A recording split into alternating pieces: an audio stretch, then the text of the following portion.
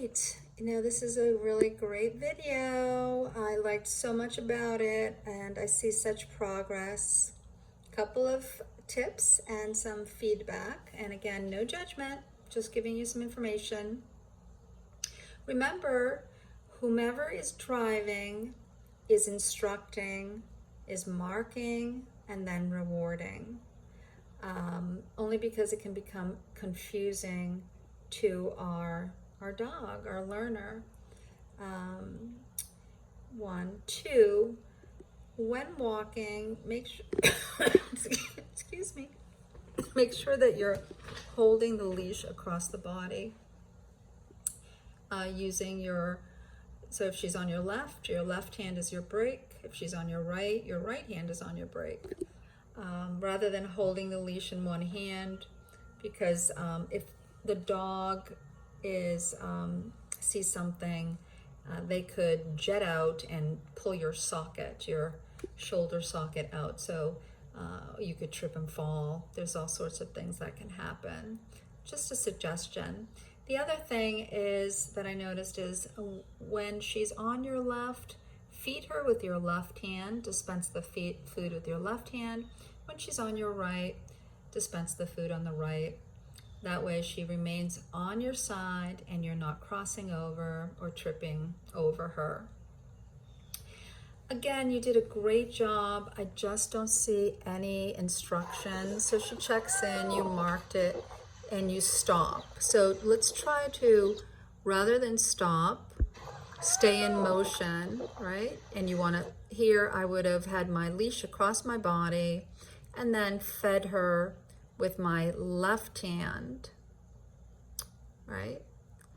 So I see that you have the leash with the clicker, awesome, in your left hand. But if you have it across your body,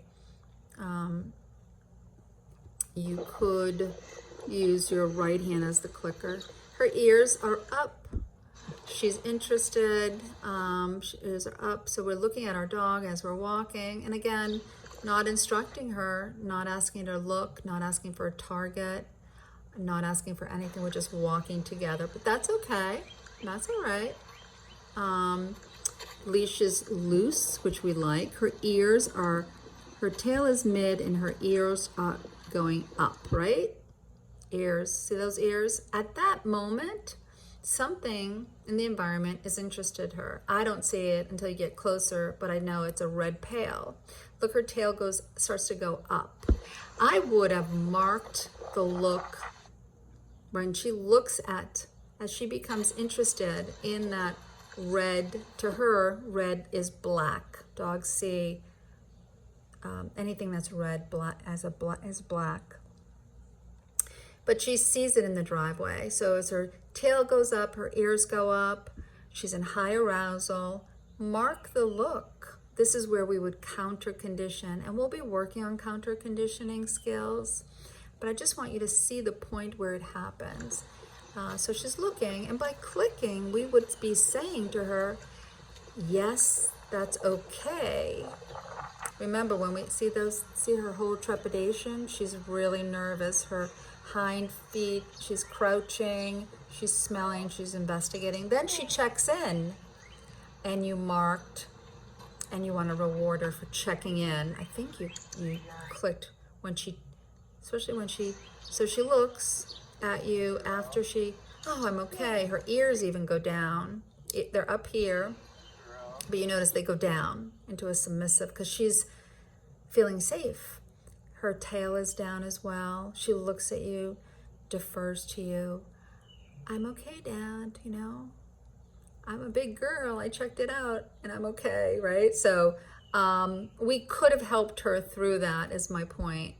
And obviously you didn't know it, but you will. We'll start to see again these points where we can counter condition her to help her learn that everything she sees is safe, not scary, right? So she's nervous of novel things. See, the tail goes up, it went up, and then the ears go up. You could mark that. When she's further away is better because she can process. So we would mark and then we would reward her.